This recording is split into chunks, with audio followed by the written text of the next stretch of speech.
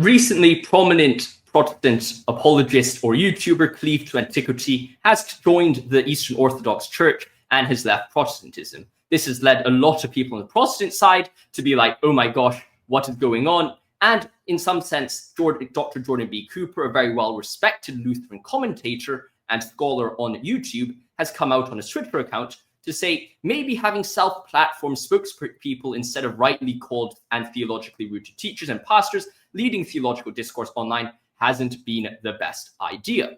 Now, this, as personally as an MPhil student at the University of Oxford myself, reading philosophical theology, this has made me think, well, okay, I should actually address this issue on my channel. I engage with theology and philosophy at an academic level, but I also engage it at a popular level. So as a result, this is a question which I wrestle with a lot. And I think it is an important thing to think about, especially on the Catholic side of things. And also on the Protestant side of things, a lot of people are jumping in to this realm of Protestant Catholic apologetics without people really being so certain about, are these people actually confident in what they're saying and they can back what they're saying up with good reasoned arguments, or are they just being overconfident but they haven't actually studied the issues at hand? So this really does raise a very interesting dynamic that we all have to address. And I'd like to start off by praising both sides of this kind of debate or this debacle. I want to praise Dr. Jordan Cooper's work. He does really amazing work, really insightful scholarly work, both on his channel and with the institute that he works at. And also, cleaved to antiquity, he presents some very, very good arguments in support of Protestantism while he was still a Protestant, and also did provide some content which I thought, well, actually, this is very insightful. This is indeed raising me to rethink or challenge my beliefs on certain issues with the faith. And as a result, I don't want to make this video as if I'm bashing either one or both of them, just because I'm disagreeing with both positions. However, what is really at the heart of this issue is, well, who should be on YouTube? Because let's face it, by coming on YouTube, Catholic YouTubers, Christian YouTubers are putting ourselves at a place of leadership. We can't be just like, oh, I am speaking to a camera right now. I'm talking to myself. I'm editing a video. Yes, it just so happens that 1,000 people are watching me, but I'm actually not really responsible for it. No, you are in a position of leadership, so you are responsible for it. So that's a very important thing. You are responsible for what people are interpreting your arguments as, and also you are responsible for not misrepresenting your people's faith and leading people astray. So that's a very important thing. So that's why it is such an important issue. And as a result, I'd like to perhaps reframe this question to say, well, there actually there's different types of spokesmen for the faith. There's different types of spokespeople for the faith. Dr. Jordan B. Cooper's tweet focuses very heavily on a theological discourse online. And in that sense, you can see why that's the case. Theology is indeed a very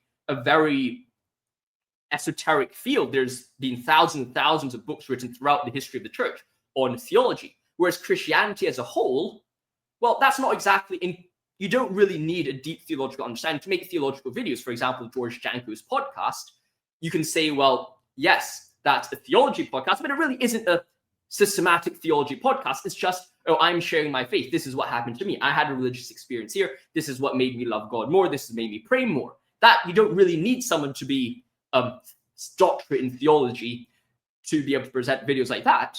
But you might need someone with a doctorate of theology to engage with actual systematic theology and heavy theological engagement. So that's also just framing the issue at hand. What is really at the heart of this issue is, well, okay, let's reduce this scope to say, well, it's not the case that absolutely everyone in the world cannot speak on these issues. Only people who with PhDs in philosophy can do it.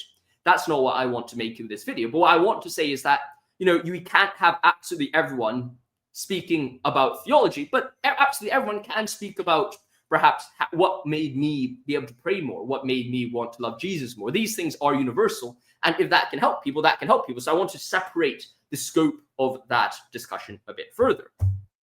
So now that I have kind of framed this discussion to really focus on systematic theology, debates between Protestant and Catholics, actual theological debates, is Jordan B. Cooper right that, well, maybe it's not a good idea to just let randomly self-platform spokespeople speak about these issues instead of just allowing teachers and pastors to lead these theological discourse? Well, first, I would like to make an argument for Jordan B. Cooper's position, because I think he does have a point. Now, this is independent from the fact that Cleaved to Antiquity, I think, if I get it correct, was actually a pastor or an associate pastor at his church. So maybe Jordan B. Cooper didn't realize that he was a pastor in his church, because he actually is a pastor. However, if you take a step back and say, well, why is Jordan B. Cooper saying this?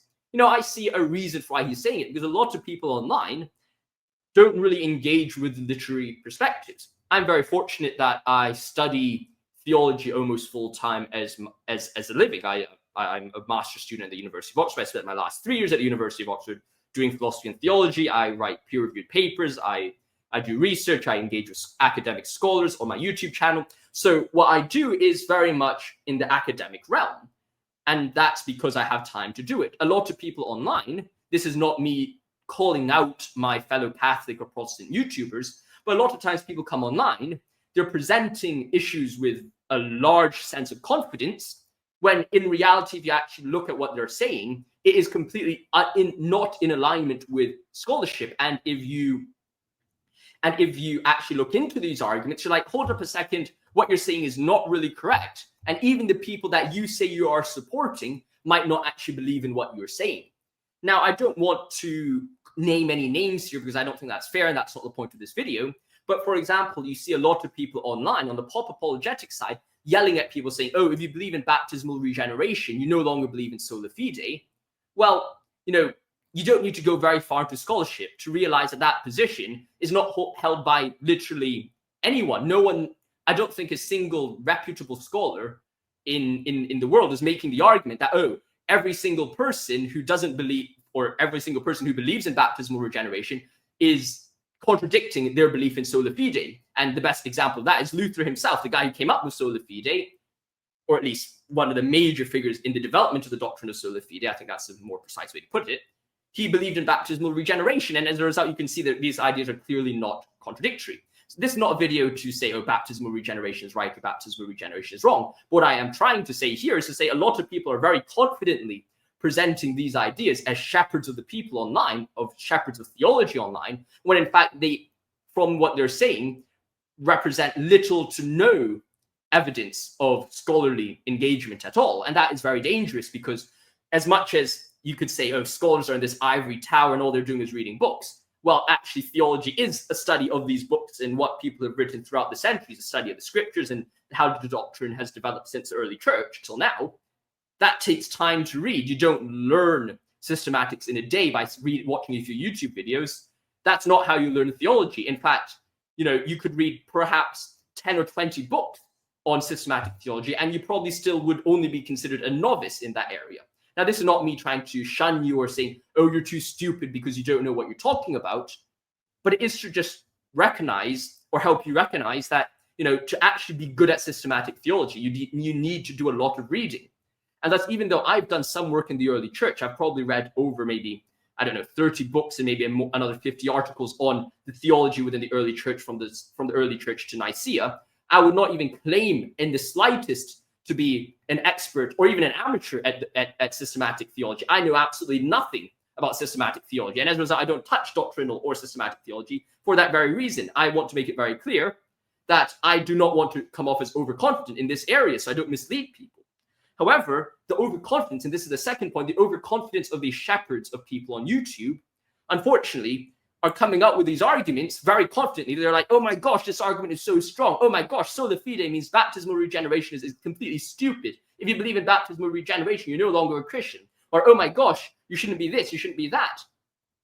Like, these people come out with so much confidence that it makes an echo chamber, because when someone goes online and they're like, well, okay, I kind of don't agree with baptismal regeneration, but I need a knockdown argument, and the viewer doesn't have any theological background, they go online and watch a YouTube video and they're like, wow, that sounds very crazy. That sounds like a very good argument. That guy's so confident. Unfortunately, psychologically, you just agree with the guy because he's so confident. He must be right. Look at how brave he is in saying that. And it's not me just dissing on some low church Protestants, right? The same could be said about some Catholic YouTubers. You have people like saying, oh, some argument for the canon. Actually, the canon argument, I think, there's reason to be confident. I haven't fully decided that. But what's a good Catholic argument, Catholic argument that comes off really oddly? I would say maybe it's the Catholic argument against, Protestants don't worship Jesus because they don't have the Eucharist. And you see someone making YouTube video, Protestants don't worship Jesus because it's Eucharist, or like Father Mike Schmidt's coming on and saying, oh, if you don't have the Eucharist, you don't love Jesus, or stuff like that. And you're like, well, it is really overconfident, and a Catholic, I can see why a Catholic might be like, oh my gosh, that's such a good idea. You don't believe in transubstantiation, and therefore, yes, if you don't believe in transubstantiation, you don't love Jesus. When you're like, well, hold up a second. Has anyone really rationally defended that in any peer-reviewed journal in the history of the world that, oh, non-belief in the Eucharist means you don't worship Jesus, that you don't worship God? If some guy manages to get that out in a reputable peer-reviewed journal, not those like predatory peer-reviewed journals, hats off to him. And, that hats off to him. Maybe I should rethink my view on scholarship. But, most people would not be able to make that in a scholarly peer-reviewed setting. And thus, why is it being presented so confidently online? There's a bit of a mismatch there. And that's another danger of the situation. And that leads to my third concern, is it leads to people being very misled. It leads to people really dumbing down their understanding of Christianity. You have a lot of people running around very confident about these sound bites of, oh, just using the examples I already have elaborated on, sola fide, no baptismal regeneration, or, oh, you don't believe in the Eucharist, you don't love Jesus, you don't worship Jesus, or you don't worship God. You have people blasting around with these sound bites when us academics, now this is why you guys probably hate us, because we're in our ivory towers and we look at you and you're like, that's just a really stupid argument. And you're like, well, okay, you guys just look down on us. But, well, in reality, the reason why we're saying that's a very stupid argument is because no one's ever presented in the first place. It's just like this completely mind-boggling argument that you just completely do not know. We just, as academics, just look at that and probably are thinking, we don't know where you came with that belief, but I guess you guys are so confident in it. Well, all right, then, I mean, what am I meant to say? You guys are confident in your beliefs. Good on you for being confident. But even us, having done all our research on systematic theology, we still are perhaps less confident than these YouTubers and these guys running around in the streets because they've been misled. So, that's a very big concern that I share with Dr. Jordan Cooper when he says, maybe we should limit down the people talking about theology online because, well, a lot of people aren't qualified to do that. And when you have unqualified people speaking in a confident way about very important issues which may lead people to go to heaven or go to hell, we should be really, really careful. And I think a lot of people going online and going on YouTube and they're saying, like, oh, I'm a convert, I want to make these videos. You should be a bit more cautious about that. Now, before I get on to the arguments for why I might disagree or might want to clarify some of the views of Dr. Jordan B. Cooper, I would like to just tell you or let you know that this video is brought to you by Philosophy Circle. Philosophy Circle is set up by myself to help you develop in your understanding or in your careers in philosophy and theology. If you want to have experience of an Oxbridge tutorial and want to learn about a topic of your choice, I could arrange tutorials for you with really qualified students at the University of Oxford or Cambridge. Alternatively, if you're trying to apply to philosophy and theology at the University of Oxford or at any top reputable universities around the world, you want to further your understanding of theology or philosophy at a world-class university, then, well, we also provide college counseling as well, both for postgraduate and undergraduate levels. We put you in touch. At the start, most likely you'll be working with me, but in the future, you might be working with other people who have done it themselves, students at top universities, to guide you through your application process. So if you're trying to improve your understanding of philosophy and theology, then Philosophy Circle is for you. The link is in the description below. Make sure you go check that out. So now that I've made that small brief ad of my new project that I'm very excited to bring to you, because I'll never promote anything which, unless I can personally vouch for it, and of course I have to vouch for myself, because I don't vouch for myself. I mean, who else would I be vouching for? But I put a lot of my pride on Philosophy Circle. It's helped a lot of people, so I hope it can help you as well. We've talked about Philosophy Circle. Let's go down to talk about arguments for why we should not limit it to just these people. Well, the first thing I want to say, and this is, I suppose, a tone, the odd tone which does come out in Dr. Jordan B. Cooper's idea, is a very much us versus them mentality. This tweet isn't tweeted alone, but he's responding to this other post which says, oh, this guy pretends to be a Protestant apologist while flirting with Eastern Orthodox nonsense behind the scenes. 7 days ago, he was doing a video with this other guy on Protestant apologetics discussing dishonesty from Cleave to Antiquity. And instead of perhaps maybe calling out the tone of this, then Jordan B. Cooper kind of jumps on it. Now, of course, this is online, and these things just happen because, well, we just oftentimes, we want to jump on a trend or something like that, and we're like, okay, well, I'm just going to carry on this argument, which unfortunately is a bit of an ad hominem from a Protestant perspective, and goes maybe having self-platform spokespersons instead of rightly called called Teachers and Pastors Leading Theological Discourse Online has been the best idea. Maybe the tone that Dr. Jordan B. Cooper comes off might not be very good in the sense of it's like some guy has just been dissing the guy as an absolute dishonest guy, and then Jordan B. Cooper jumps upon that and says, well, yeah, people unqualified should not be speaking. The tone there isn't I don't think the tone there is the best. And I'm not saying that, I'm now dissing Jordan Cooper for saying this. That's not my intention. What I'm saying is the tone's not the best. And, it leads to another issue or concern that I have where, having a doctor gives you a false sense of, can lead you to have a false sense of arrogance or superiority in your own skills and understanding. This is not me saying, please do not misinterpret me to say, oh, Dr. Cooper is not as smart as he seems, because, from all the videos I've seen on Dr. Cooper's channel, he seems to be very well researched, very well read on all these topics. So please do not interpret me in that way. However, what I am saying is, okay, yes, maybe these people without qualification should not be teaching, but does it mean then that everyone with qualification should be teaching as well? Does having a PhD qualify you to talk about these issues? Well, I would also say not automatically. It's not an automatic case that if you have a qualification, then you're qualified to teach. That's not something I want to promote. Now, I'm not saying this is what Dr. Cooper is presenting either, but it is a concerning implication, because if you say, well, everyone with a PhD can speak about theology, well, that's a bit of a jump. Even if someone has a DPhil in theology or a PhD in theology, it doesn't necessarily mean that the person is qualified to talk about systematic theology. As I've said, I don't focus on systematic theology. If I get my DPhil in the future, it's not going to be on systematic theology. It's most likely either going to be on the philosophy of religion, something in philosophical theology, or maybe something in 17th towards 19th century theology. It's not going to be on systematic theology, at least in the broadest sense. And as a result, we need to understand that PhDs are directed towards making you the scholar, the expert in one small area, not on everything. And as a result, even if I did have a PhD in a certain issue, it might seem impressive, but at the same time, you have to be very careful to not speak outside your comfort zone. In the same way, when I engage with these YouTube channels or I engage in YouTube videos, I make it very clear when I'm saying, well, okay, this is me speaking out of my expertise. I've read a lot of literature on this topic, like The Problem of Evil, on Dostoevsky, on philosophical theology, some themes of philosophical theology. I can say, okay, I can speak from a sense of authority on this issue. I've written peer-reviewed articles on this issue. However, if I go outside that, I make sure it's very clear to say, well, I'm not an expert in this issue. I can give you my opinion on whatever it is. I can give you my opinion on baptismal regeneration. I can give you my opinion on Marian dogmas, but I cannot give you an educated opinion on that issue. There's a difference between the two things, because I think everyone has the right to just say whatever they want about a certain topic. I can give you my opinion on this, but should I be presenting myself as an authority on these issues? Definitely not. Because even though I have maybe read some introductory books into Luther's theology, I cannot give you an educated opinion on Lutheranism as a whole, because I'm not an expert on this. And it's very important that most people with PhDs do that as well, because the reality is, as I've said, PhDs make you an expert on one topic. They don't make you an expert at absolutely everything.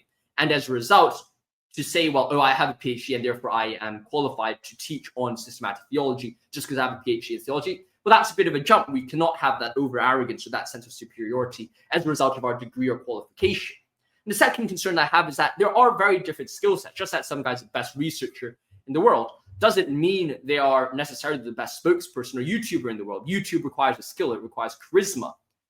There's a reason why people like Cameron Wright, people like Cleave to Antiquity, people like Redeem Zuma are growing, because they're very good, not only at perhaps reading, engaging with ideas, but because they're very good presenters. Does that mean their arguments are very good because they're good presenters? No. But it also does mean that, if you have good ideas, then you can present well, but you might have good ideas and you not be able to present well at all, and probably you shouldn't be doing YouTube. So it really is a skill set thing, and each person is bringing something else to the table. That's why it's so good that we have the body of Christ. We have a unifying body of Christ that we step into when we join the church, and each of us brings our own foot to the table. We bring something to the table. And as a result, we don't need to worry about saying, well, okay, that person's better at this, that person's better at that. Maybe that God's given that person a gift to present YouTube videos. And yes, maybe he shouldn't be that overconfident. That doesn't mean he shouldn't create YouTube videos, because maybe that is his gift. That is what God's calling him to do.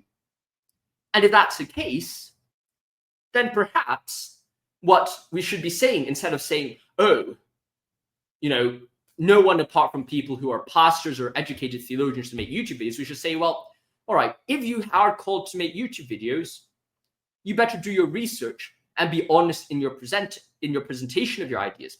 Leading to my final point, which is the end game, is, well, perhaps what Dr. Cooper is, he's touching on the right problem, but his solution isn't necessarily correct. It's not the case that, well, everyone who doesn't have this theology or pastoral background shouldn't be talking about these things, but it is to say that, well, maybe those who do have the skill set to do these things, well, maybe they should actually make sure that they're doing the right homework before they make a video, make sure they're reading the literature on that issue. And when they don't know something, say it. Say that I'm not an expert on this. Say this is a personal opinion. This is not an educated opinion.